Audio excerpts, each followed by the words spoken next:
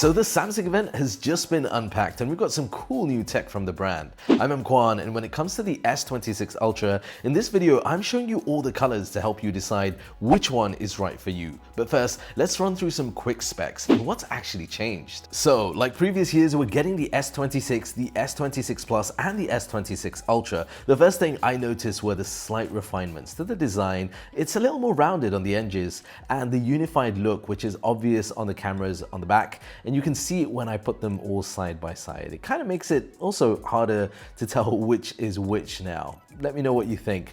Oh, and this new design compared with the S25 Ultra, which one do you prefer?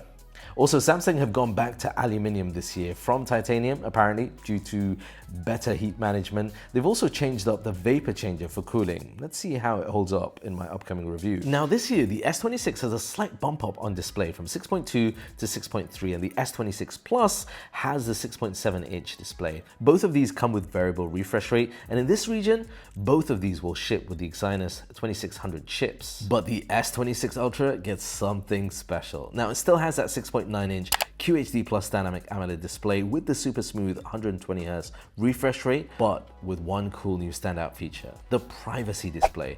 Now we've been hearing about this through the rumor mills for a while, but seeing it in the flesh, it's hard to describe, and honestly, the best way is you have to see it in person. But the way Samsung have designed this is so that it turns off pixels that spread light to the sides, giving it a level of privacy when you're looking straight into it. Now playing around with it, you can turn it on and off manually, also set it up so it goes live at certain times or locations, for example, when you might be commuting, and it can hide parts of the screen, like when you get notifications or when apps, or the entire display. It's actually really cool. If privacy is big for you, then you'll absolutely love this feature. And when it comes to standout features this year, it's got to be this. Let me know in the comments though, what do you think? For performance, we're getting Snapdragon 8 Elite Gen 5 for Galaxy, 12 GB of RAM, but 16 GB with the 1 TB storage. Still the same 5000 mAh battery, but now with 60 watt fast charging, so you get 75% in around 30 minutes. Now on software, Samsung also showed off improvements to AI with a few new features, but the standout for me was the photo assist editing with prompts, which I thought was really cool. Cameras are very similar, but Samsung have bumped up the f-stop with f1.4 for the 200 megapixel and f2.9 for the 50 megapixel telephoto. Now the ISP and AI changes mean better low light, and this cool super steady horizontal lock shows off stabilization. I can't wait to test out more in my full review and compare that with some other flagships. So hit subscribe button below to know when that video goes live on my channel. Okay, so as far as the colors are concerned, we've got some predictable options this year from Samsung.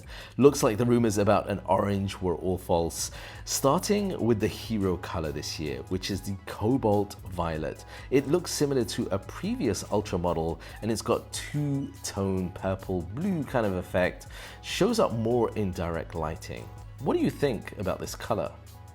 The second color is probably my favorite, and it's this super clean white, nice and fresh, and the contrasting aluminium side helps to stand out even more. I don't know why, but for me personally, it just looks simple and clean and shows off best with the camera arrangement. I think this will be really popular this year. Now we also have sky blue, more of a toned down blue variant.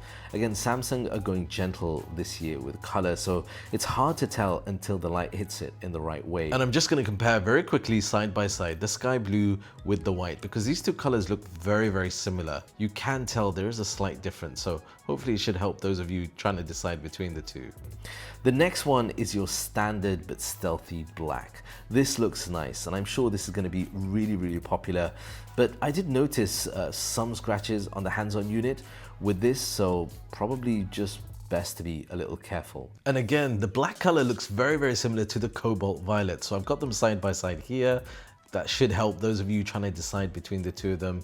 It's really subtle, and you can tell the difference in direct light but in normal lighting, it's very hard to tell them apart. Now, every year you guys complain I don't mention the online exclusives, so this year I'm told that there will be a pink gold and silver shadow color exclusively online.